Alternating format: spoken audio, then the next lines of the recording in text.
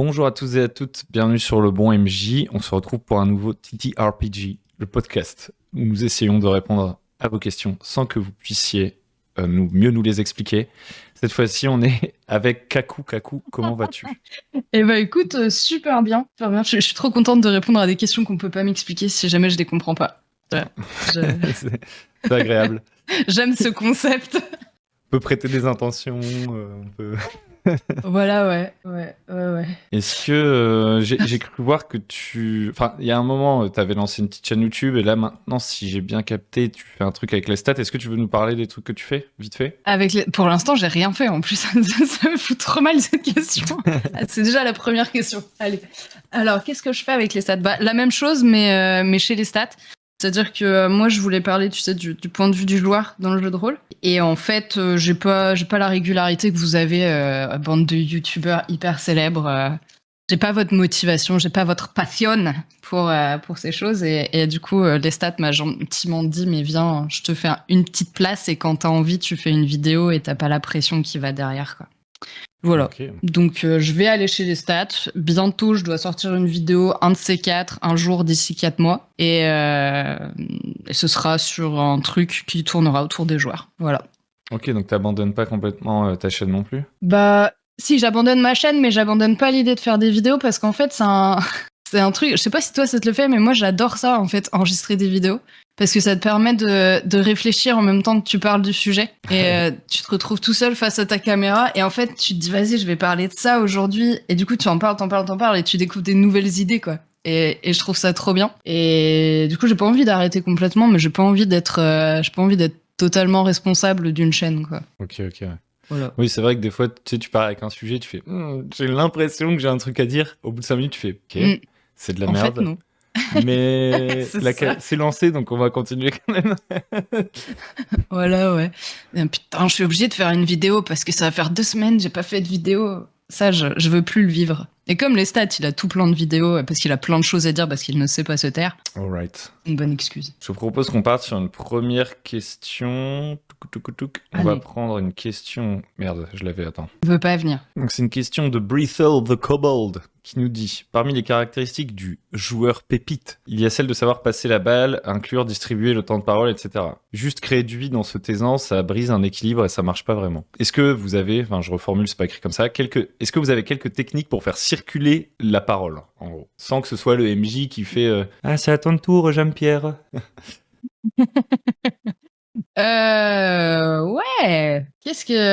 En fait, je me rends pas trop compte de comment je fais autrement que dans la vraie vie. Tu sais, quand t'as une conversation, tu vas poser des questions, quoi. Enfin, moi, je sais que si j'ai envie de passer la balle à un joueur, si je me dis, ouais, mais en fait, tu vois, son PJ, il a plus sa place dans cette scène que le mien, je vais me tourner vers lui, je vais dire, en fait, je regarde cette personne, et si dans les 2 secondes de silence qui suivent, il y a rien, je dis, et du coup, t'en penses quoi, toi? Enfin, peut-être que j'outrepasse mon rôle de joueuse à ce moment-là, et j'essaie de dire, tu sais, de pousser les gens sous le bus. J'aime bien faire ça. Je passe pas la balle, je pousse les gens sous le bus, moi. Okay, ouais. Mais ouais, je fais ça comme ça, je pose des questions, quoi. Moi, je pense pas que ce soit outrepasser son rôle de joueur. En fait, si on fait dans le sens inverse, je te propose une autre approche. Vu que toi, tu dis, finalement, c'est quand même à l'instinct. Est-ce que, quand tu le fais à l'instinct, il y a des trucs que tu t'interdis de faire parce que tu serais PJ, tu vois? Parce que là, justement, c'est marrant que tu dises... Je sais pas si j'outrepasse mon rôle. Donc, à mon avis, c'est qu'il y a des moments où tout le monde se dit ah là, j'ai trop envie de savoir ça, ou je pourrais entre guillemets faire un truc, mais je m'en retiens parce que je me dis c'est pas mon rôle. Et c'est peut-être là le nœud, tu vois, du truc. Après, c'est peut-être parce que tu sais, moi j'ai une vision un peu vieillotte du jeu de rôle aussi. Si je te dis ça, c'est parce que moi j'aime bien en fait que le MJ il crée, il implique les personnages. Tu vois là récemment sur la campagne qu'on fait. Avec les stats, moi mon personnage c'est une blablateuse. Tu vois, elle est sociale et tout, et donc du coup très souvent je vais prendre la parole et en fait mes autres camarades joueurs vont pas forcément la prendre parce qu'ils jouent pas, parce qu'il y en a un qui joue une espèce de brute épaisse de mercenaire et qui s'il fout les pieds dans le plat il fout plus la merde qu'autre chose, tu vois, et un autre qui est plus en retrait. Et moi je vais beaucoup parler et sur la dernière session, les stats a vraiment pris le pli de me dire, de faire dire à un PNJ, en fait, toi, tais-toi. Donc, il m'a dit ça à moi, et ensuite, il a interrogé les gens, mais tu sais, il les a nommés. tu vois. Et moi, j'aime bien quand le MJ fait ça, en fait. Ça me fait vachement plaisir de voir ça. Mais c'est aussi parce que les joueurs, ils vont pas d'eux-mêmes, tu vois. Et pour forcer les joueurs à y aller d'eux-mêmes, bah, en général, moi, j'attends un peu que ce soit le MJ qui le fasse. Je trouve que c'est plus... Si tu veux, pour moi, il est détenteur de l'autorité. Voilà. D'accord. Il est détenteur de l'autorité. Eh ben, mais parce que ici, je prends vraiment le... c'est pour faire passer un peu la pilule, parce que je pense que c'est pas un point de vue qui est hyper partagé. Mais comme pour moi, un MJ, c'est un peu un metteur en scène, j'aime bien que, en fait, il nous guide, tu vois, il nous y amène. Et moi, quand je vais passer la balle, en fait, ouais, j'ai l'impression d'outrepasser un peu mon rôle, parce que si le moment où je dis, moi, mon personnage, Eleanor, elle s'arrête et elle se tourne vers toi et elle te regarde, elle te dit, alors, Hugo, qu'est-ce que tu penses d'eux? Et que tu dis, je sais pas. Si le MJ derrière, il capte pas que moi, en tant que joueuse, j'ai envie que quelqu'un d'autre prenne la parole, tu vois, je peux pas pousser plus loin, quoi. J'ai pas envie de pousser plus loin. Ok. Et toi, des fois, t'es MJ ou pas? Je crois que oui. Hein. Ouais, mais je triche. Moi, je prends que des solos, en général. J'ai un joueur par partie. C'est vachement facile pour se passer la balle, du coup. Ok, mais c'est une grosse question après. que je me suis... Il y aura une question sur ça, je pense. Et toi, alors, Hugo, comment tu fais pour passer la balle quand t'es joueur? Ça dépend. Genre, des fois, étant donné... quand il y a des gens que je connais pas bien, je trouve que c'est plus difficile. Parce que justement, ça m'est déjà arrivé des situations, en fait, je joue avec des gens que je connais pas, tous les participants, et on est dans une situation, voilà. Et en fait, tout le monde pose sans cesse des questions au MJ, et quand moi j'essaie de parler à un autre PJ, par exemple, il va repasser par le MJ, tu vois, comme si genre ah oui, le MJ était passeur. Un peu comme s'il distribuait la parole, tu vois, qu'on levait la main dans une interview journalistique, tu vois, un peu. Ouais, je vois. Et dans ces moments-là, je me dis, il y a un truc qui cloche, quoi. Donc, en général, ça m'embête et je pousse pas, mais au bout d'un moment, je pense, j'essaye vraiment de m'adresser au personnage et puis je le dis à la fin de la partie et j'espère qu'à la deuxième partie, ce sera pris en compte, tu vois. Dans le cadre d'une première partie, si tu connais pas les gens, ouais, je peux comprendre que, tu sais, il y a une petite réticence et tout, surtout si personne connaît le MJ en plus, tu sais, sur les groupes nouvellement formés que tu trouves sur les Discord obscurs. Je peux comprendre, ouais, effectivement. Mais c'est quand même assez rare. Moi, je trouve que quand tu parles de personnage à personnage, les gens, ils essaient pas de te répondre. Ça m'arrive assez rarement. Yep. Tu sais, quand tu l'interpelles, quand tu essaies de passer sur du personnel et tout, savoir poser des questions sur le personnage, moi, c'était un truc que j'avais bien aimé dans une partie où, en fait, on s'est raconté vite fait nos backgrounds, mais tu sais, pas cette scène vraiment RP dinette un peu relou, mais c'était bien mis en scène, c'était pas mal, la scène était jolie.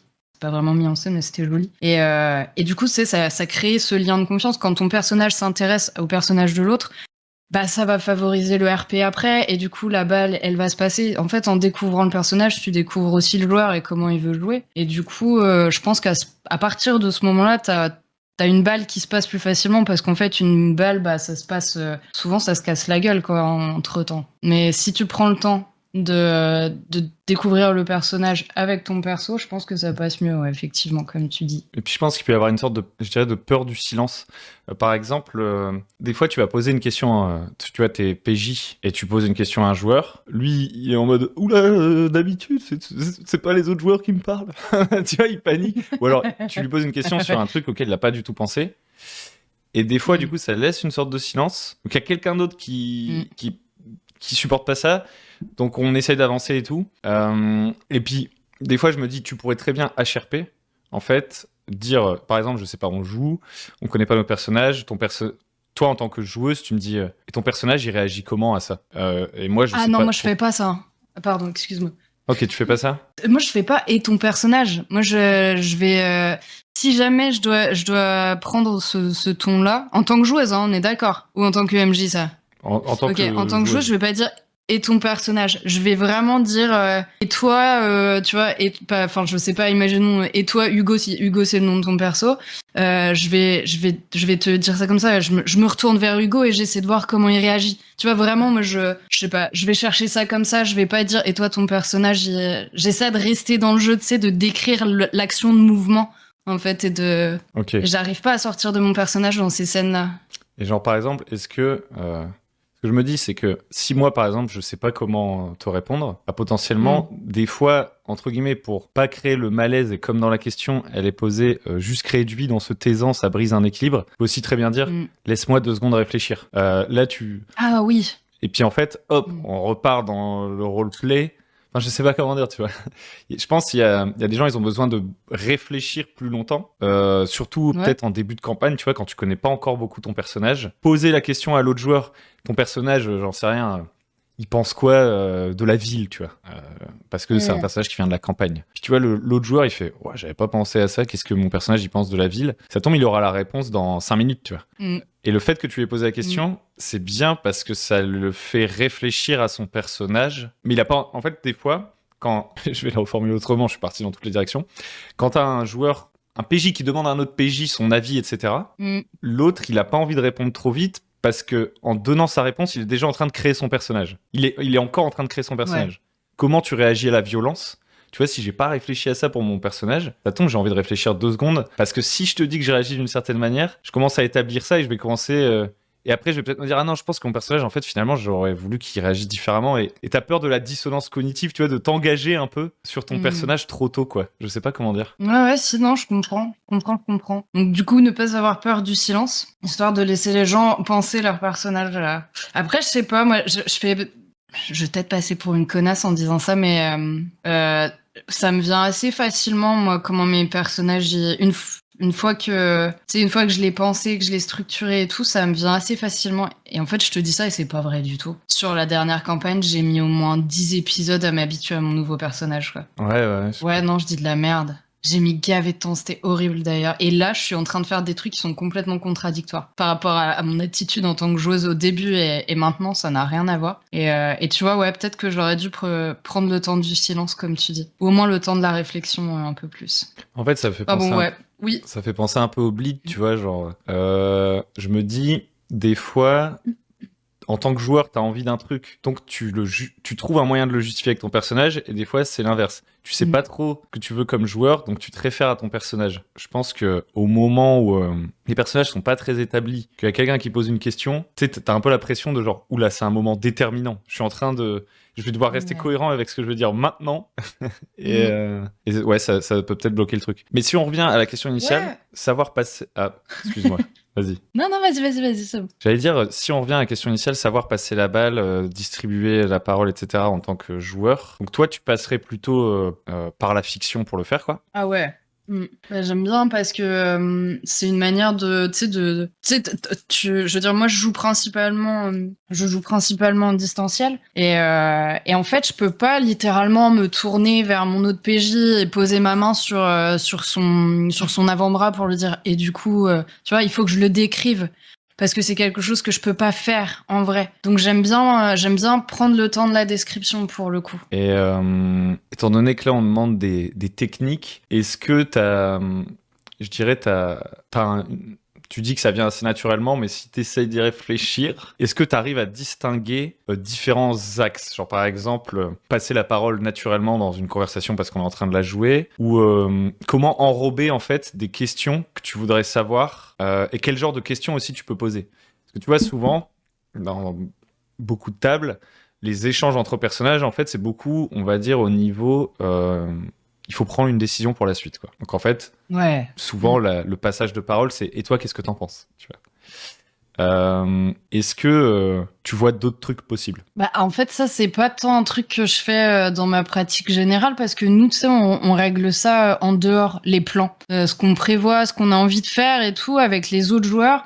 Le MJ nous demande de le faire hors des sessions. Tu vois, alors ça arrive de temps en temps qu'on soit obligé de planifier quelque chose, mais quand on doit planifier l'avenir de la campagne, on le fait entre joueurs, tu vois.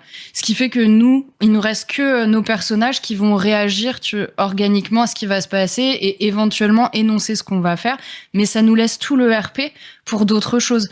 Par exemple, se retrouver, enfin si tu te retrouves tout seul dans je sais plus, dans un labo où tu vois avec un autre camarade qui est alchimiste ou on est 2 alchimistes ou 2 scientifiques, bah en fait finalement on va plus parler comme on aura déjà réglé tout ce qui pourrait se passer après, tout ce qu'on a envie qu'il se passe après en amont. Là, il nous reste plus qu'à dire, en fait, bah là, tu vois, moi, je suis pas trop pour ces expériences-là. Je me sens vraiment mal à l'aise avec ça. Est-ce que tu pourrais me passer, enfin, tu vois, est-ce que, à ton avis, faudrait pas qu'on s'en aille maintenant ou mais tu viens d'où en fait? Enfin, tu vois, aller chercher. Il nous reste plus qu'à fouiller nos personnages en fait dans les scènes quand on a vraiment ce temps-là. Ou alors, tu sais, le MJ va nous donner des relations particulières avec les PJ, ce qui fait qu'on a forcément des choses à se dire. Tu vois, c'est aussi ça. En amont, il faut que le MJ il pense à ce que les personnages ils vont pouvoir s'échanger. Mais du coup, alors c'est intéressant. Je vérifie que j'ai bien compris. Par exemple, t'es dans la scène du labo. Je sais pas si c'est un exemple qui va fonctionner parce que, mais admettons. Prends-en un autre parce que mes exemples ils sont un peu foireux des fois, j'admets. Est-ce que, par exemple, quand tu poses la question au joueur, à l'autre joueur, donc in character, t'es dans l'interprétation, tu vois, t'es dans la théâtralisation du moment, tu connais la réponse du coup? Du joueur? Ouais. Enfin, par exemple, je te demande un truc sur ton personnage. Si je lui demande son origine. Ouais, voilà, tu la connais déjà et en fait, tu joues le fait de lui demander dans la fiction, ou alors tu lui poses vraiment une question sur quelque chose que toi, tu sais pas encore en tant que joueur. Alors. Quand je pose une question à un joueur, ouais, souvent j'ai pas la réponse. En fait, c'est une vraie question que moi je vais me poser sur son personnage et que mon personnage a pas sur le sien, tu vois. C'est vu nous en plus sur la campagne à laquelle je fais référence, on crée pas nos personnages au même endroit. Enfin, tu sais, on fait chacun de notre côté avec le MJ. Du coup, on se découvre en jeu. Et là, ça favorise vraiment beaucoup le RP parce qu'en fait, on se découvre en tant que perso quasiment à chaque scène, quoi. Ok, donc du coup, ma question pour toi, ce serait quel genre de qu'est-ce qui t'intéresse chez les autres personnages? Parce que comment dire, quand tu fais ça, d'une certaine manière, t'invites l'autre à, tu démontres un intérêt pour son personnage et tu l'invites à décrire davantage son personnage, présenter des choses sur son personnage. Est-ce que tu vois, t'as une palette de questions comme ça que tu utilises, je sais pas, tu vois. Non, navré, j'ai pas ça. Okay. Moi, je suis hyper curieuse, j'ai envie de tout savoir sur les personnages. Mais enfin, comme je sais que nous, on les fouille beaucoup et qu'il y a il y a aussi ça, c'est que il y a des mystères en jeu. On sait, tu vois, que nos personnages sont plus ou moins liés par des choses et on va aller fouiller. Moi, je vais souvent fouiller pour savoir ce qui est caché, tu vois. D'où est-ce qu'il vient, comment il s'est retrouvé. Par exemple, en gardant l'idée qu'on est alchimiste tous les deux, on se retrouve dans ce labo. Comment est-ce qu'il est passé dans ce laboratoire-là? Si c'est un truc hyper privé, tu vois. Enfin, qui est-ce qui l'a... Ça va tourner autour de l'intrigue, hein, bien entendu. Et je vais m'en éloigner petit à petit si le joueur a les réponses, tu vois. Mais ça, quand on me pose à moi ces questions-là, bah, ça me demande de faire du tac au tac aussi, quoi. C'est, des fois, je vais me planter, tu vois. Ça sera pas exactement la réponse de mon personnage parce que, plus tard, je vais changer un petit peu sa personnalité. Mais bon, en fait, au final... C'est très intéressant parce qu'en fait, du coup, tu sais... Si on décompose le truc, tu sais en méta que l'autre joueur, il a des secrets. Donc en fait, t'essayes un peu d'aller les chercher. Ça, c'est vraiment un comportement de... Enfin, tu vois, c'est... Je suis joueur, j'ai trop envie de savoir plus de trucs sur son personnage. Je trouve les moyens dans la fiction d'aller chercher ces informations. Et l'autre en face, ce qui est drôle, c'est que comme tu sais pas les secrets qu'il a, des fois tu l'obliges à inventer un truc parce que tu lui poses une question qu'il, lui, ne connaît pas en tant que joueur. Ouais. Genre tu dis c'est quoi ton origine, admettons, il fait je suis fermier parce que tu vois c'est pas vraiment ça son background, tu vois, ça c'est un détail du background et genre toi tu fais ah ouais, qu'est-ce que tu cultives? Des pommes.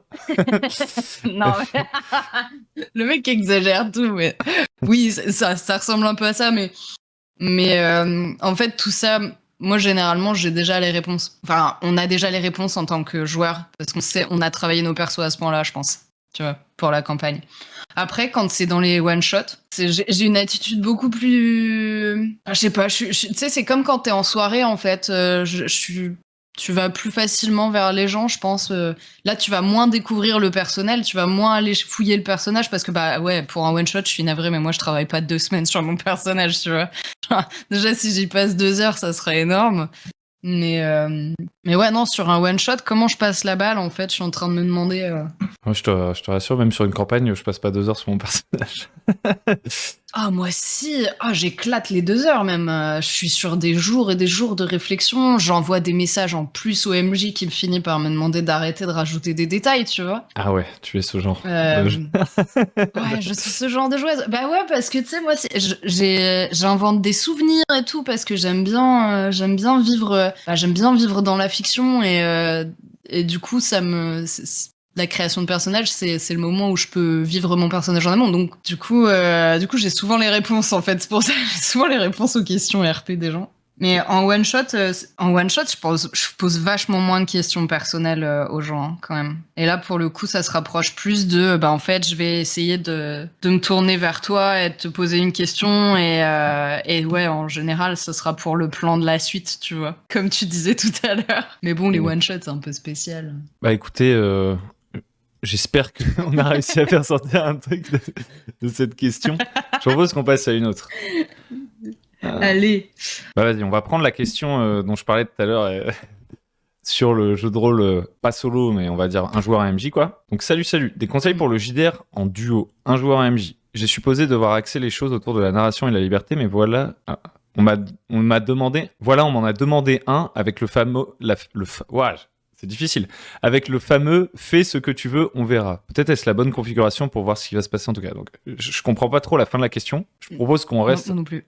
un peu sur le truc des conseils pour le JDR en duo. Tu disais que t'en faisais pas mal. Moi, j'en faisais, mais j'en ai déjà fait. Plus jeune, parce que justement... mais c'était plus par dépit. Tu vois, genre, quand t'as pas de bagnole et qu'il n'y a pas encore Internet, tu peux et que t'es un enfant, tu peux pas vraiment inviter tout le monde quand tu veux, tu vois. Et donc souvent, c'était un joueur MJ, mais ça remonte tellement à loin que j'ai pas de conseils. Genre, c'est très flou pour moi. Moi, là, je sors d'une campagne en duo.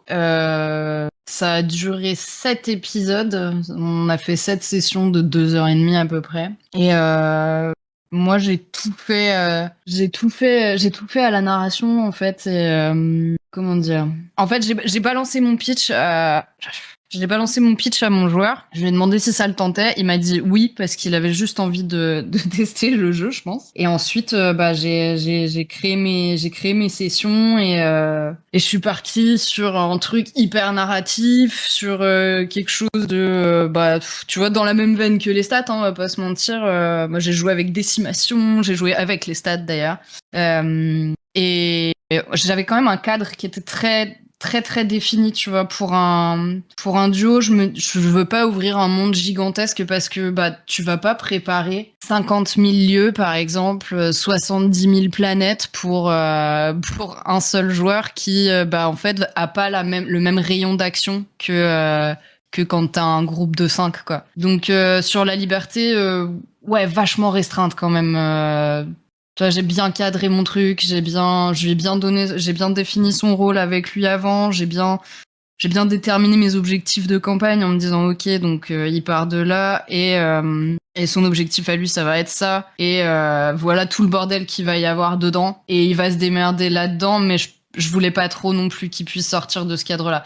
Mais c'était peut-être aussi parce que c'était la première fois que je menais une campagne un peu politique, même pas mal politique, et moi ça me fait un peu flipper, tu vois, quand il y a énormément de camps qui ont des velléités contradictoires, et du coup j'ai vraiment bien défini mon truc pour que lui il s'y perde pas, que moi je m'y perde pas, et surtout que comme il est tout seul, il faut pas non plus qu'il soit débordé par tout l'univers, quoi. Donc j'ai fait un truc très cadré et à l'intérieur de ce cadre, il pouvait faire à peu près ce qu'il voulait. Il a fait pas mal de trucs que moi j'avais pas envisagé d'ailleurs. Et ouais, puis la narration comme d'hab quoi.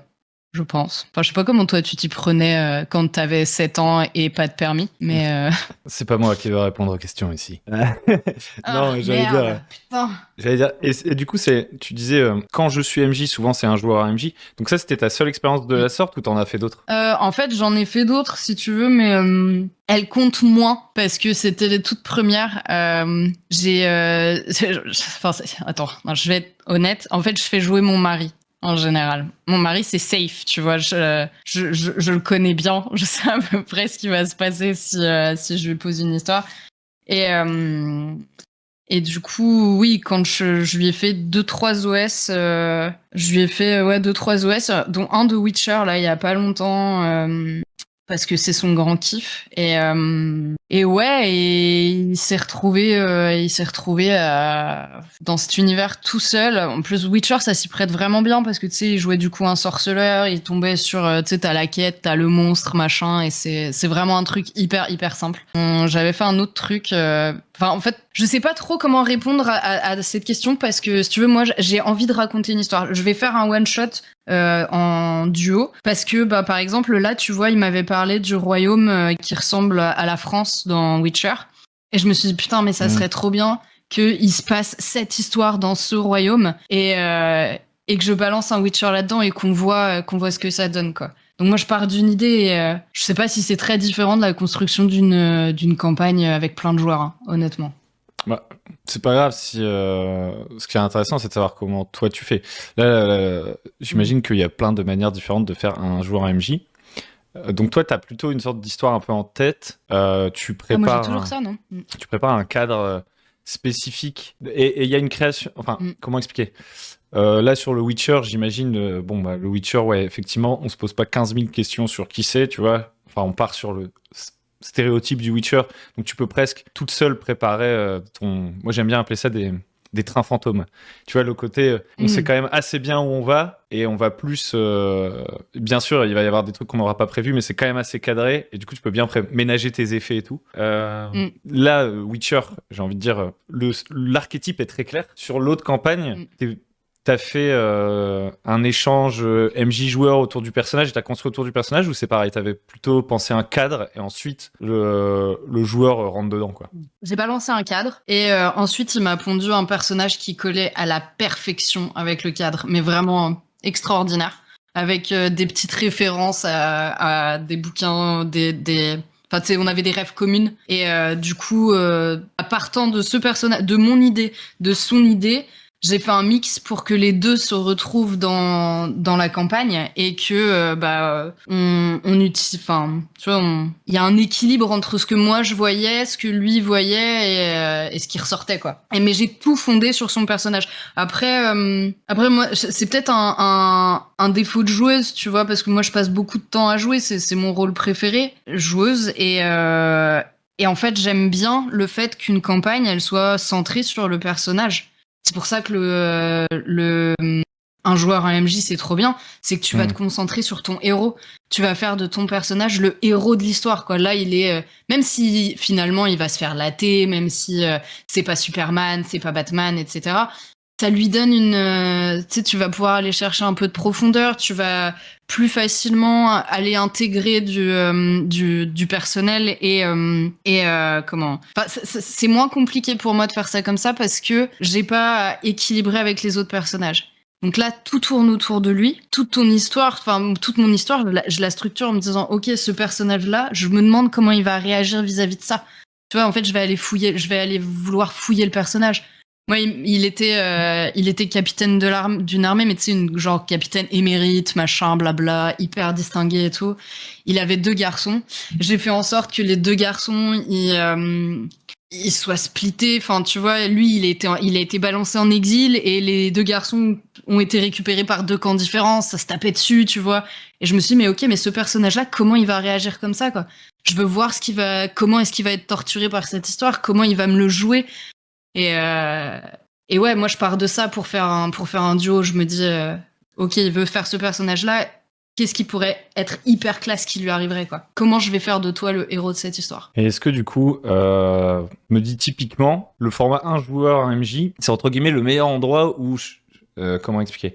Tu peux faire le truc, on joue une session, à la fin de la session, on discute en dehors de la session de ce que tu veux faire la prochaine fois et je prépare ce que tu veux faire la prochaine fois. Parce que comme il n'y a que 2 interlocuteurs, je me dis, c'est un truc... Enfin, autant tu peux faire un truc ultra préparé spécifiquement dès le début, le train fantôme, là, autant ce format-là, j'ai l'impression, il permet aussi presque une session à la commande. Tu vois ce que je veux dire ? Si je demande à tous mes joueurs après chaque session, alors qu'est-ce que vous voulez faire la prochaine fois, ils vont être obligés de trouver un consensus. Alors que si, à la fin d'une session, un joueur MJ, je demande au PJ, alors tu vas faire quoi la prochaine fois ? Bah c'est sûr qu'il va essayer de faire ça, quoi. Genre, il a même pas besoin d'en discuter avec quelqu'un d'autre, quoi, tu vois. Il peut juste me dire, bah je vais faire ça. Et donc du coup, je sais exactement ce que je dois préparer. Ça change pas mal. C'est hyper pratique, hein. Ah ouais, c'est trop cool. Mais moi, je vous recommande vraiment cette expérience quand on débute en tant que MJ.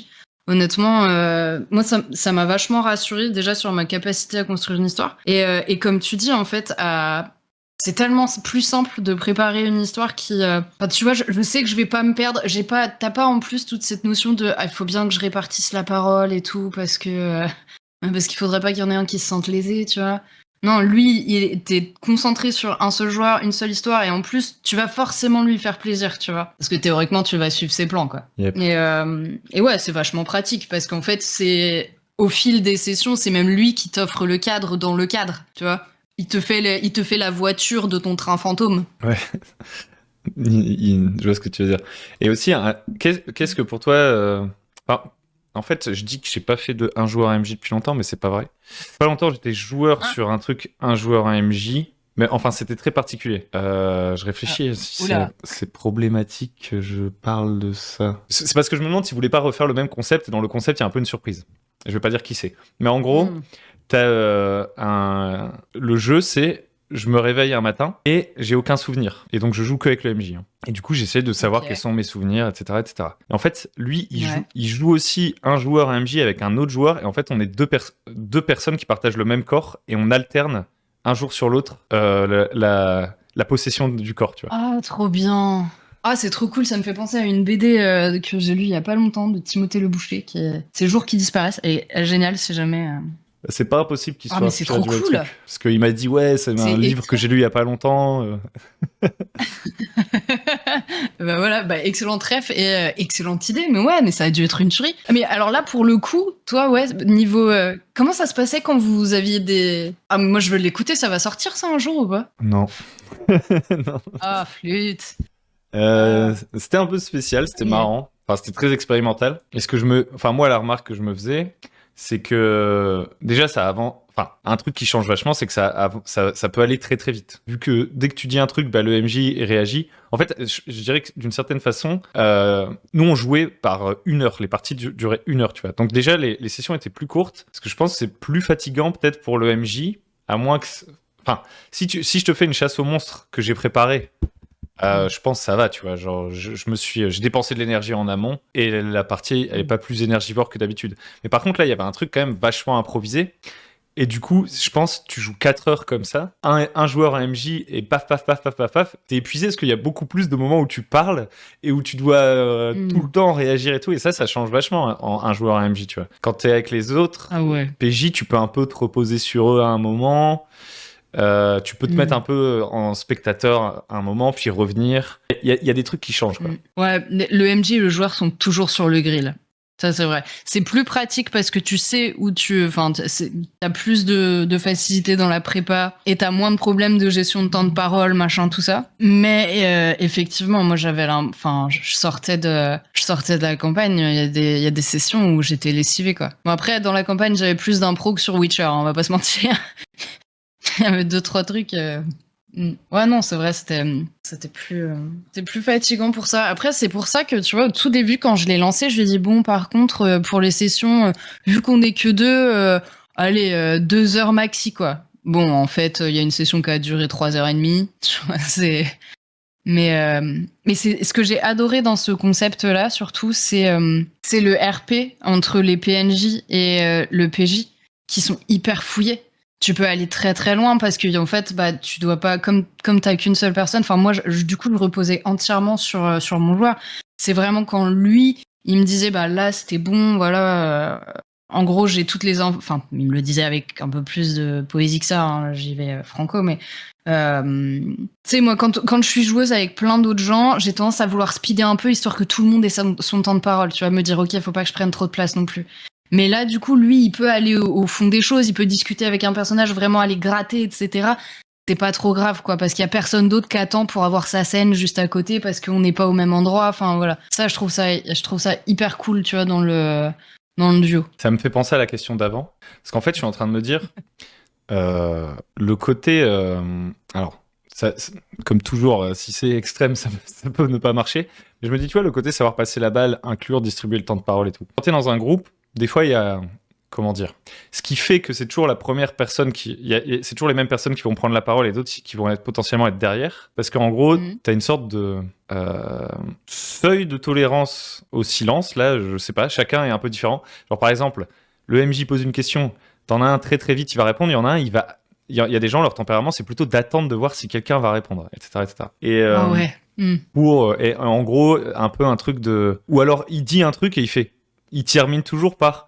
Mais bon, ça, c'est si tout le monde est d'accord, vous en pensez quoi? Tu vois? Et donc, du coup, c'est des tempéraments, tu vois. Et je me dis que il y a peut-être un truc contre-intuitif à faire parfois. Je pense qu'il faut savoir choisir le bon outil au moment. Il y a peut-être plusieurs trucs à essayer. Je pense qu'il y a un truc, c'est d'essayer d'inclure l'autre, tu vois. Et il y a aussi des moments où c'est juste, bah, tu prends toute la place et en fait, au bout d'un moment, si ça tombe, c'est la personne qui va se réveiller, tu vois. J'étais en train de faire cette réflexion. Genre, elle va dire, ok, si je veux parler, il faut que je prenne la parole. Parce qu'en gros, tu peux rentrer dans des sortes de jeux psychologiques. Comme ça fait un peu péjoratif, mais non, c'est automatique. Ouais. C'est-à-dire que si moi, j'attends toujours... En fait, toi, tu prends toujours la parole en premier, Kakou, admettons. Et moi, c'est toujours le MJ qui vient me donner la parole. Bah, en fait, au bout d'un moment, je m'habitue à ce que le MJ me donne la parole. Donc, j'attends le moment où le MJ me donne la parole. Alors que si le MJ...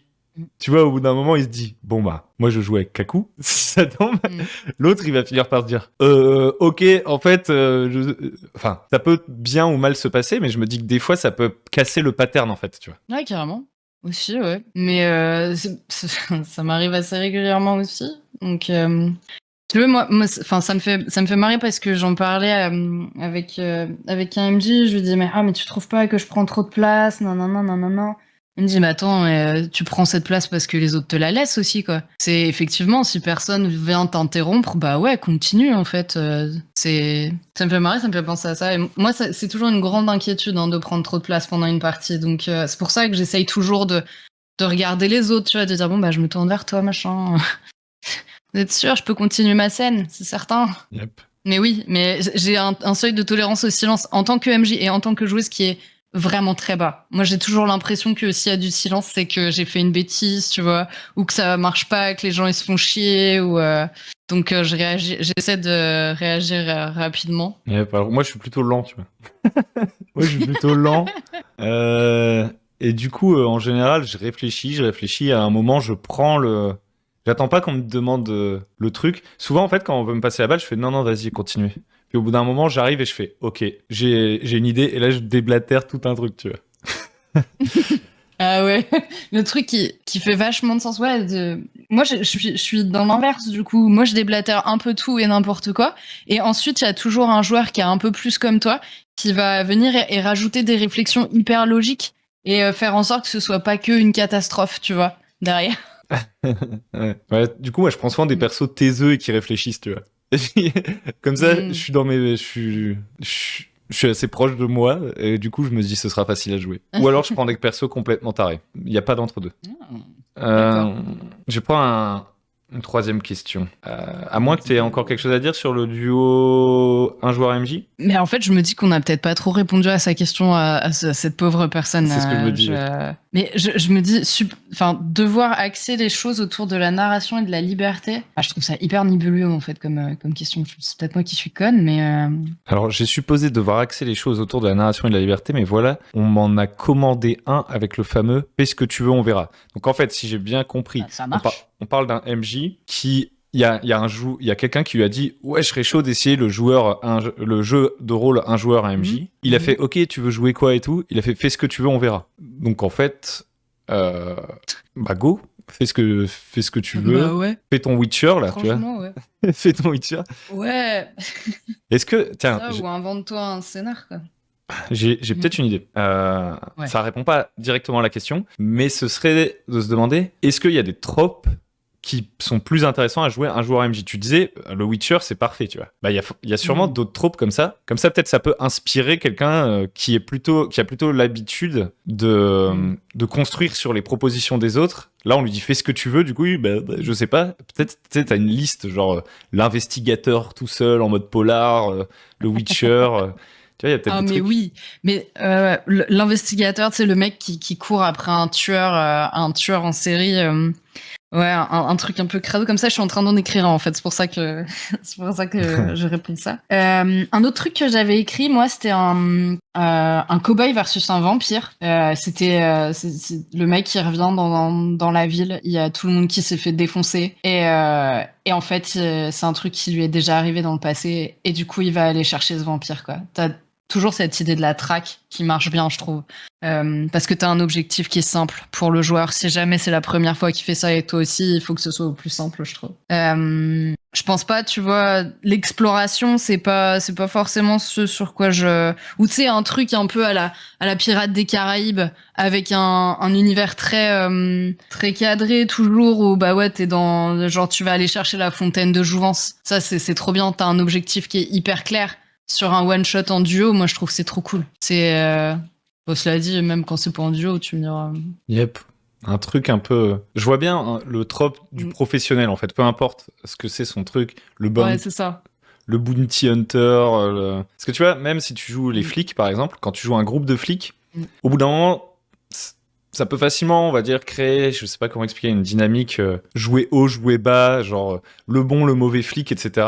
Et du coup, peut-être t'as un peu plus de mal à faire un grand groupe. Je sais pas, tu vois. Peut-être je dis de la merde. Alors que là, si je te non, dis... je suis assez d'accord. Si je te dis t'es un flic et t'es tout seul, tu peux vraiment jouer n'importe quel flic et prendre toute la place et jouer à toi tout seul tous les tropes de flic, quoi, tu vois. Exactement. Ouais. Que ce soit le jeune arriviste ou le vieux désabusé ou ouais, tu peux faire un peu ce que tu veux. Puis en fait, ouais, le fait d'être spécialisé, tu vois, ça me fait penser. J'étais en train de me dire, ouais, tu fais pas, tu joues pas n'importe qui. Et je sais pas pourquoi j'ai pensé directement à Life is Strange. J'ai fini il y a pas longtemps. Tu vois, ça fait vraiment ça. En fait, tu vas avoir des personnages qui sont importants.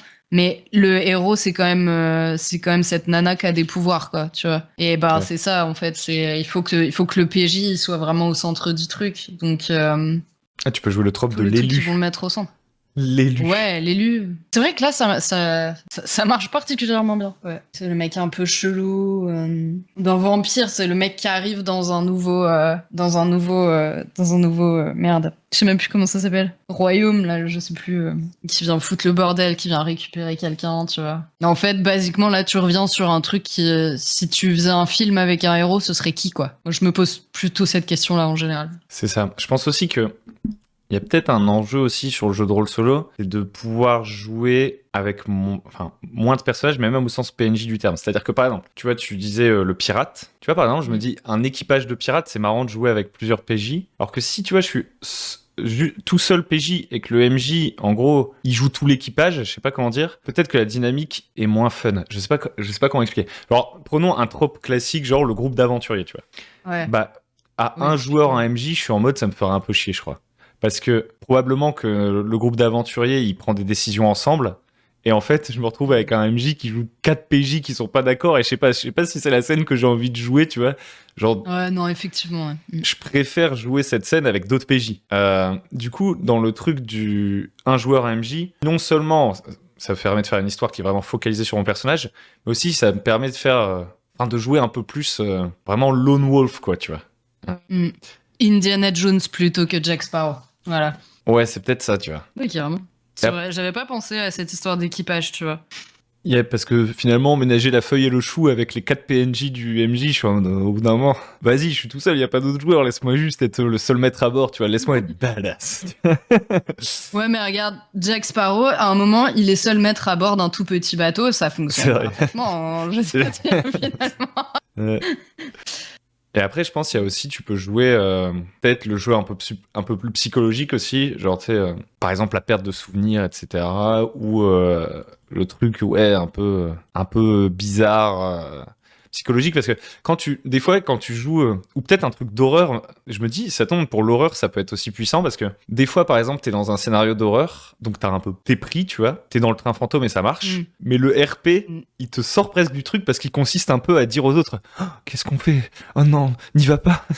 Alors que, en fait, si t'es juste dans ta tête, tout seul, et que t'es pas obligé justement de renvoyer la réplique, tu vois, genre t'es tout seul avec ta peur, quoi, tu vois. Ouais, mais carrément. Et tu sais que en plus je suis en train d'en jouer un de solo là en horreur, et effectivement t'as ce truc de bah là ouais, il y a personne qui va me dire oh mon dieu mais on est en train de subir une scène d'horreur. Oui, je sais, je la vis aussi.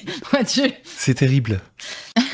C'est affreux, il y a du sang partout. Oui, le MJ vient de le dire. Merci. C'est ça. Mais je comprends pas ce qui se passe ici.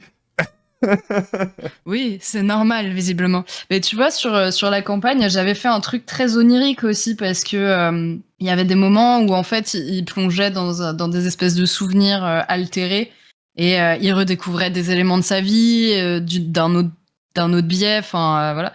Et ça, c'est vrai que ça te le permet bien aussi, ouais. C'est plus facile d'intégrer de l'onirisme avec une seule personne qu'avec 4. T'as le temps de la poésie, on va dire.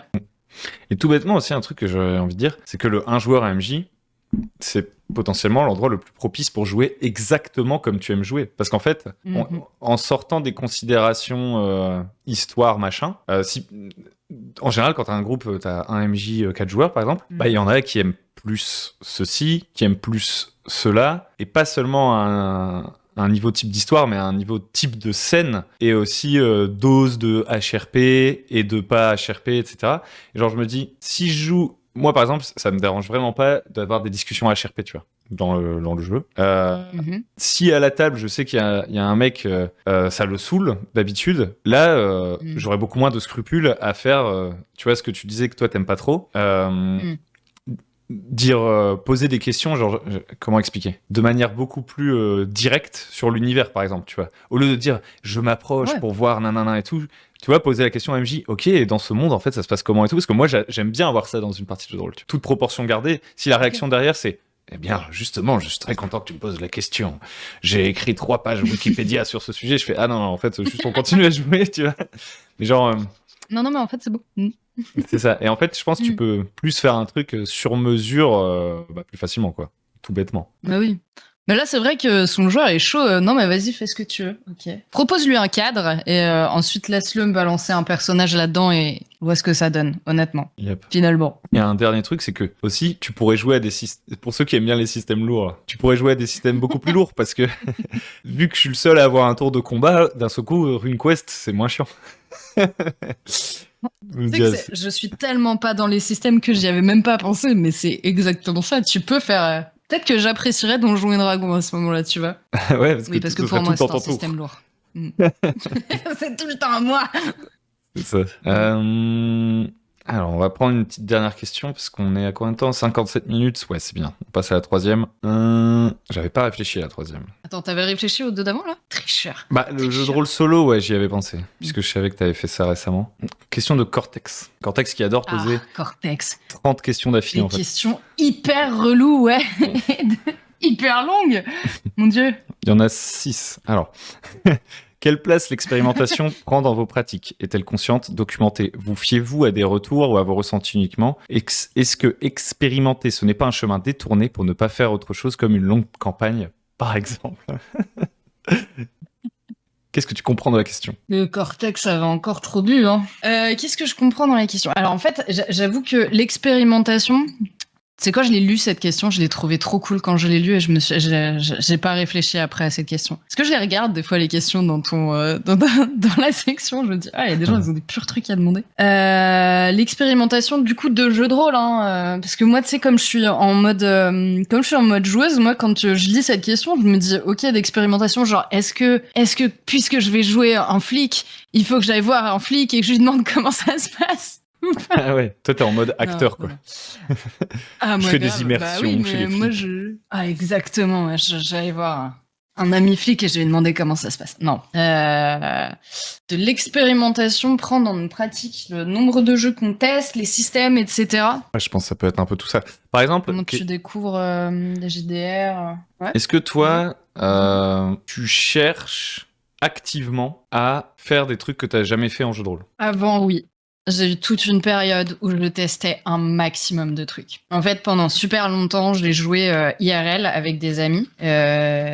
Ensuite, comme tout le monde, il y a eu le Covid et j'ai découvert qu'on pouvait jouer en ligne. Et j'ai découvert qu'il y avait autre chose que Donjons, Dragons et 7e mer. Et là, je suis partie en live, mais complet. J'ai découvert des milliers de systèmes, des milliers de jeux. Et j'ai voulu tout essayer parce que moi, quand je lis, tu vois, quand je vais lire un PDF de jeu de rôle, je comprends pas forcément comment ça fonctionne. J'ai besoin de tester la partie, de voir comment ça fonctionne, de me dire ça, le MJ le garde, ça, moi je le retirerai, nanana, pour bien voir comment on joue. Et en fait, je faisais ça parce que je savais que j'étais pas joueuse, tu vois. Enfin, ça me convenait pas exactement les jeux auxquels je jouais jusque-là. Et du coup, j'étais toujours à la recherche du jeu qui me ferait vibrer. Et j'ai enchaîné énormément de trucs, quoi. Mais beaucoup de tests de systèmes de PBTA avant même de savoir que c'était des PBTA, tu vois, je ne savais pas. Juste pour tester plein de choses et savoir où est-ce que j'étais le plus à l'aise, où est-ce que je me retrouvais le mieux, quoi. Et au début, je me suis pas rendu compte que je faisais ça, d'ailleurs. Ok, et du coup, c'est intéressant parce que du coup, si un jeu te frustre, tu en cherches un autre. Si un jeu, si un MJ, si un groupe me frustre, je vais changer. Okay, parce que je pense qu'on a tous enfin pas un, mais tu vois, il y a des conditions qui doivent être réunies pour que tu kiffes ta partie. Et moi, je vais aller les chercher systématiquement et c'est dans l'expérimentation que... Ah, c'est marrant parce que moi, j'ai pas la même approche. Enfin, si. Ouais. Enfin, ça, c'est ma réponse fétiche. Ça dépend. Il y a des jeux, vraiment, je commence à y jouer, je fais flemme. Mais en gros, en fait, quand je vais approcher le jeu, ça dépend vraiment des jeux. Mais il y a des jeux où je me dis, ok, j'ai un biais, ça m'attire. Quand je le lis, je me dis, ça, j'aime pas trop. Et je me dis, pour l'expérimenter jusqu'au bout, je ne vais pas le modifier. Je vais jouer. Comme ça, je me dis, je vais vraiment savoir ce que c'est. Parce qu'en gros, par exemple, je dis n'importe quoi, t'as un jeu, le système est très lourd. Je sais que si je prends pas le temps de le maîtriser, je resterai à l'étape c'est trop lourd pour moi. Donc après, il y a des jeux, ils sont définitivement... Enfin, je n'ai même pas envie de les essayer, tu vois, j'ai quand même des goûts, tu vois. Mais il y a des jeux où, en fait, ça me séduit et il y a un truc qui me rend inconfortable ou bien où je me dis ah ça va pas être bien dès la première partie, etc. Et des fois bah ça va me faire me dire ouais non je vais faire un truc qui me semble plus dans ma zone de confort on va dire. Et des fois je vais me dire t'as pas aimé mais pourquoi t'as pas aimé, essaie de comprendre pourquoi t'as pas aimé et recommence. Je pense que ça c'est un peu un truc de MJ et de personnes qui aiment bien lire des systèmes. Je pense qu'en tant que joueur, ça peut être un peu différent. Parce qu'en fait, il y a un truc particulier, et c'est un truc qui revient dans quasiment toutes les interviews que je fais, que je trouve très spécifique au jeu de rôle, d'une certaine façon. C'est que quand t'es joueur, un truc étrange du jeu de rôle, c'est que tu peux jouer à tout sans connaître les règles. Tu vois, tu peux arriver et dire, vas-y, on joue. Et c'est le MJ qui doit tout m'expliquer, etc., etc. Et des fois, en fait, par exemple, t'arrives sur un jeu qui est assez complexe, t'as rien appris, et du coup, ce qui fait que la partie, elle est pas ouf, c'est que aucun des joueurs ne sait jouer, et le MJ, il doit tout expliquer tout le temps. Et en fait, le jeu devient ouf à partir du moment où tout le monde connaît les règles, parce que du coup, t'as enlevé toute la partie où il fallait expliquer les règles de la conversation. Et en ce moment, c'est un truc que j'ai un peu plus envie d'explorer. Mais genre, jusqu'à, évidemment, une sorte de limite. Parce qu'il y a des jeux, j'ai l'impression, par contre, même si tout le monde connaît toutes les règles, ça reste quand même très laborieux, tu vois. Ouais. Ouais, je vois. Moi, je suis pas une grande lectrice de système comme toi. Effectivement, moi, je suis arrivée, surtout au tout début, tu sais, j'arrivais, il y avait je pense que c'était sur la partie de Vampire où ça a été le plus flagrant, parce que Vampire, pour moi, il est lourd hein, comme système, le système de Vampire. Je sais pas où il est, toi, sur ta jauge de lourdeur de système, mais je suis arrivée, je le connaissais pas du tout, et les gens ont perdu énormément de temps à me l'expliquer, effectivement. Ouais. Et genre moi Vampire, pour te dire rapidement, c'est vraiment un univers genre qui m'attire 0%. Mais en fait, comme c'est quand même une sorte de pierre angulaire, un peu, tu vois, un truc... c'est très connu. Je me suis dit, vas-y, j'aimerais bien essayer. Et en fait, je pense qu'en partie, j'ai pas aimé jouer à Vampire. Pourquoi ? Parce que justement, comme je venais à reculons, j'ai fait aucun effort d'investissement dans le truc. Et du coup, je demandais tout le temps au MJ... je posais tout le temps au MJ des questions sur l'univers, sur les règles, etc. Et en fait, je me dis, bon... Peut-être pas pour Vampire, parce que vu que j'arrivais à reculons, juste, j'aurais jamais mis l'investissement, tu vois. Genre, si ça m'attire pas, je vais pas me dire, si, je vais vraiment me forcer à lire le livre de 400 pages avec toute l'histoire de toutes les familles des vampires et toutes les mécaniques, non. Mais sur d'autres jeux, je me dis maintenant, si je vais dans cette campagne, bon, déjà, j'essaie de pas y aller à reculons, je me dis, j'ai vraiment envie de la faire. Et en plus, je vais essayer de mettre l'investissement nécessaire dans les règles et peut-être même que ça va vraiment me faire kiffer à fond, quoi. Après, moi j'ai eu cette technique après Vampire et avoir découvert ce système qui est terriblement lourd et me rendre compte qu'effectivement, si on lit pas le livre, c'est très difficile de comprendre. Je me suis tournée vers les systèmes minimalistes. Du coup, c'était moins grave. Si on expliquait les choses, c'était beaucoup plus rapide, quoi. Donc ouais, non, moi je lis pas forcément, tu sais, dans cette espèce de période de boulimie, je lisais pas du tout les bouquins et je pense que je devais être cette joueuse un peu chiante qui posait la question. Ou tu sais, pire, tu joues pas parce que t'oses pas poser la question. Parce qu'en fait, tu sais que t'aurais dû lire le livre, tu vois, t'en mode, le même J m'a même envoyé le PDF. En mode mauvaise élève, ouais. C'est ça, tu sais, t'espères que tu vas être le gars qui sera pas interrogé. Ouais. Mais non, par contre, moi, j'étais juste en mode boulimie et j'étais pas du tout dans les systèmes. Et j'aime bien le est-ce qu'expérimenter, ce n'est pas... Bon, la question est ultra tordue. Est-ce que expérimenter, ce n'est pas un chemin détourné pour ne pas faire autre chose comme une longue campagne, par exemple Parce qu'on aurait peur de faire des longues campagnes, on ferait que des one-shots, parce qu'on a peur de l'engagement, tu vois, genre le truc de psychanalytique, quoi. En fait, j'ai peur du mariage, donc je vais pas me marier, je vais enchaîner les one night stand, c'est mieux. C'était ça la vraie question de Cortex.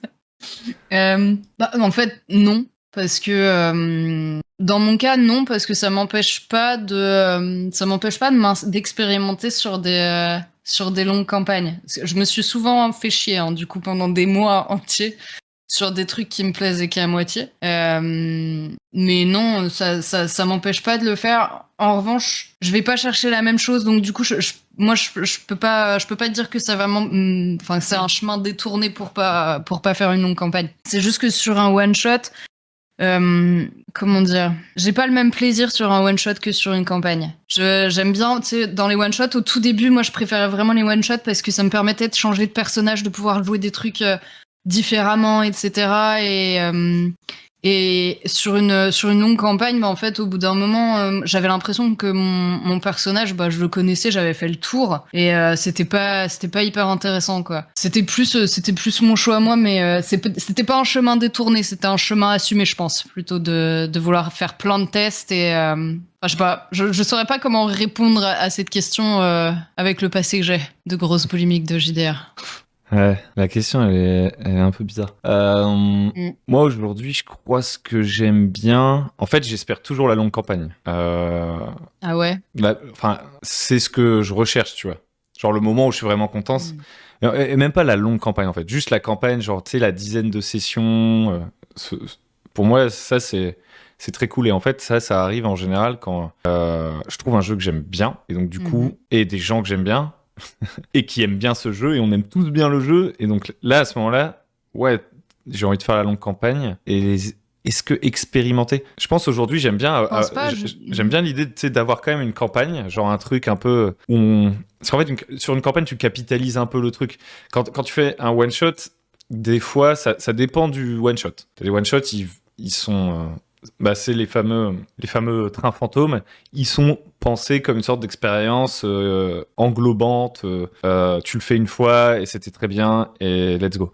Alors qu'il y a aussi les one-shots, je dirais, on va dire, qui sont un peu superficiels. Moi, ça m'arrive de jouer plein de petits one-shots superficiels justement pour tester des systèmes. Et si je fais que ça, au bout d'un moment, je pète un câble. En fait, quand je fais ça, c'est que je cherche la longue campagne. Donc j'aime bien avoir toujours les deux trucs en même temps, quoi. Mais c'est aussi que du coup, en expérimentant plein de trucs, c'est ce que tu essaies de dire, en expérimentant plein de trucs, ça te permet de trouver le truc sur lequel tu vas avoir envie de faire du plus long. Ouais.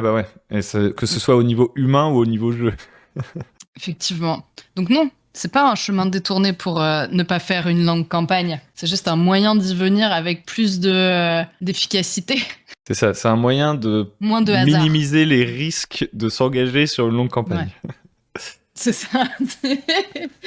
De fuir le moment. Je teste les gens. D'éviter le moment où à la 3e session, tu fais bon, bah, en fait, voilà, j'ai réfléchi. Ah putain. Je m'en vais. Ça me rappelle un truc. Est-ce que vous fiez-vous à des retours ou à vos ressentis uniquement? Moi, je me fie aux retours des gens que... en fait, se fier à des retours, ça dépend de la confiance que j'attribue à la personne qui me fait le retour. Bah oui. Moi, effectivement, ça dépend aussi de la personne qui te fait le retour. Genre, si c'est quelqu'un avec qui t'as joué et tu te dis, mais pas trop, peut-être je vais pas aller tester le jeu, clairement. Mais je fais quand même partie des gens, moi, qui ont tendance à se dire, ok, ça, c'est le ressenti que quelqu'un va avoir, mais je vais quand même tester, tu vois. Tu sais, comme quand on te dit, bah, tu vois, là, la casserole, elle est chaude, t'y touches pas. On va te dire, bah, le jeu de rôle, là, il est nul, il est pas fait pour toi. Je vais te dire, ah ouais, t'es sûr? Et du coup, je vais aller toucher la casserole et je vais faire cette partie de jeu de rôle. Juste pour vérifier. Un petit esprit de contradiction. Ouais, ou de la curiosité. Je me dis, mais t'es sûr que c'est vraiment pas pour moi? Mais pourquoi? Comment tu peux être aussi sûr que c'est pas pour moi, tu vois? Et en général, les gens qui me disent ça, ils me connaissent un peu, donc je me fais chier sur mon one shot de la soirée. Mais ouais, en fait, c'est ça, c'est que t'as aussi des belles surprises. Donc, même quand on me dit non, n'y va pas, des fois, j'y vais et je teste des trucs. Et c'est trop bien. Tu rencontres genre un joueur avec qui tu t'entends hyper bien. Le jeu est nul, mais tu rencontres un joueur avec qui tu t'entends super bien. Ou alors, tout l'inverse, les joueurs sont horribles, mais tu te dis le système, en fait, il est plutôt cool. Et ouais, moi, j'aurais tendance à plus me fier peut-être à mes ressentis. Oui, je pense que c'est plutôt d'ailleurs sain de se fier plus à ses ressentis qu'à ce que disent les autres, mais tout en étant capable d'écouter les autres. C'est une histoire d'équilibre, j'ai envie de dire. Mais un truc Ça dépend. Ça dépend, oui, ça dépend. Mais un truc qui me fait rire, c'est que je crois que moi je suis un peu pareil, c'est-à-dire que en gros, si quelqu'un me dit ce jeu-là pas ouf et tout, ça va pas me trigger en mode attends quoi? Il faut absolument que je teste. Par contre, tu sais, quand il y a quelqu'un qui pose un diagnostic sur toi, ça c'est énervant. Genre, t'as quelqu'un, il dit ouais, ce jeu, je pense, ça tirait pas, je te connais et tout. Et toi, t'es en mode mais attends, mais comment tu me connais? On sait pas. Moi, je passe 100% du temps avec moi. Toi, tu passes peut-être 1% de ton temps avec moi. Donc en fait, comment tu fais pour savoir? Et du coup, c'est un bon trigger, tu vois. Comme ça, la personne, elle a envie d'essayer, tu vois. Ouais, c'est vrai que c'est ça aussi. Ça s'appelle de la manipulation. Tu me connais. Exactement. Est-ce que c'est comme ça que des gens ont réussi à te forcer à jouer à des trucs qui te tenteraient pas originellement? Possible que ça me soit arrivé 1 ou 2 fois, ouais. Ouais. Alright. On a fait le tour des 3 questions. La première, elle me reste en travers de la gorge. J'étais en mode putain, je suis sûr, on va trouver un truc à dire, tu vois. Attends, vas-y, Charlie. Un truc que je me dis là, en revoyant cette question, c'est il y a peut-être aussi, en tant que joueur, un truc à faire dans la construction des dynamiques. C'est-à-dire que si c'est pas naturel, les dynamiques entre personnages, il peut y avoir a priori un travail qui est fait dans comment nos personnages en fait sont. Par exemple, moi je prenais souvent l'exemple de créer un groupe de personnages qui a des relations hiérarchiques. Je rappelle la question, hein, c'est celle de passer la balle, inclure, distribuer le temps de parole. Si par exemple tu crées un groupe et que dès la création de personnages, tu décides qu'il y en a un, c'est le capitaine, l'autre, c'est le second, et l'autre, c'est, je sais pas moi, le meilleur ami de Bidule. En fait, il va y avoir des relations interpersonnages qui vont inviter automatiquement à ce que si on joue nos personnages, à un moment donné, ils vont se parler entre eux. Oui, mais enfin, tu vois, c'est ce que je te disais quand, c'est ce que j'essayais de dire, mais moins bien, en fait, quand je te disais que tous nos personnages, on mettait du temps à les créer, en fait, on avait tous un lien.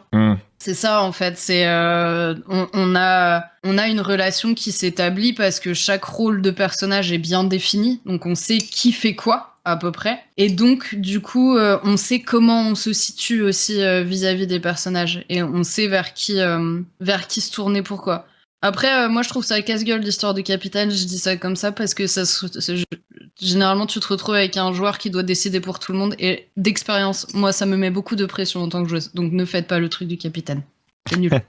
Mais oui, effectivement, avoir des dynamiques créées avec le MJ et tout le groupe, ça va te permettre de savoir comment t'adresser à qui, quoi. Si c'est un truc de PBTA qui est bien, tu vois, c'est de créer des relations entre les personnages. Yep, en fait, je pense que t'es plus ou moins confortable à faire ça de manière organique. Si tu sens que toi, en tant que joueur, souvent tu joues avec d'autres joueurs qui, eux, n'arrivent pas de manière organique créer des relations, bah, tu peux leur proposer c'est quoi la relation entre nos personnages, même au début d'un one-shot, hein, sans aucune préparation particulière. T'arrives à un one-shot avec des gens que tu connais pas, tu dis juste et avant que la partie elle démarre, ça vous dit, on se dit vite fait pourquoi on se connaîtrait un petit peu et tout. Genre vite teuf quoi. Et ouais, là t'as pas besoin d'attendre le MJ pour faire ça. Hein. Bah non. Mais tu sais que on l'avait fait sur une partie de jeu de rôle et ça s'était super bien passé parce que du coup on savait, enfin moi je savais que machin c'était mon petit ami machin, et ouais. Effectivement, du coup, tu sais avec qui tu vas passer le plus de temps, avec qui tu t'entends moins bien et tout. Et ça aide à passer la balle, effectivement. Mais moi, j'ai quand même tendance à aimer que le MJ mette les pieds dans le plat parce que ça veut dire que ça a une grosse importance au niveau du scénario. Ok, ouais. Genre le scénario avec des pré-tirés déjà bien établis qui ont des relations entre eux, par exemple. Ouais, ça j'aime pas mal. Ok, cool, on a trouvé une technique, ça me suffit. Je déteste repartir vaincu. Eh ben, c'était cool. C'était cool. C'était sympa. Quelque chose à ajouter là-dessus, Kakou Ajouter sur c'était cool. Ou sur les questions. Non, merci de m'avoir de m'avoir invité, mais sur les questions, non, pas trop. Non. Alright. Eh ben, non, mais c'est cool que tu aies accepté aussi. Ça faisait longtemps qu'on n'avait pas pu. Enfin, la dernière fois qu'on s'est vu, genre, je crois qu'on a joué vite fait une campagne qui a pas du tout marché ensemble. Et puis, c'était genre il y a 2 ans maintenant, peut-être. Donc ça faisait plaisir. Ouais. Et puis j'avais beaucoup aimé. Ouais, et carrément, c'était très cool de te recroiser. J'avais beaucoup aimé ce que tu avais fait là, tu sais, sur la mort des PJ. Là. Ah ouais? Ouais, c'est trop. Tu sais que cette vidéo, c'est une vidéo de la frustration parce que, en fait, à analyser, à parler des réponses des gens, j'ai pas donné les miennes, en fait. Je me suis rendu compte qu'après avoir fait la vidéo, je me suis dit, putain, mais moi, je pense ça, finalement. Ouais. Bref, voilà. Surtout l'initiative, en fait, je trouvais que c'était marrant parce qu'en plus, il y a beaucoup de gens qui ont répondu et tout. Ouais, c'était sympa. Mais peut-être je recommencerai, je sais pas. Avec moins de questions. Je vais être honnête, il y avait trop de questions là. Eh ben, merci de nous avoir écoutés. Si vous êtes encore là, n'hésitez pas du coup à aller checker la chaîne de Kakou qui va disparaître dans les tréfonds de YouTube. À un moment donné, allez-y maintenant, sinon ce sera trop tard. Et puis merci Kakou et à une prochaine. Merci à toi. À bientôt. Ciao, ciao.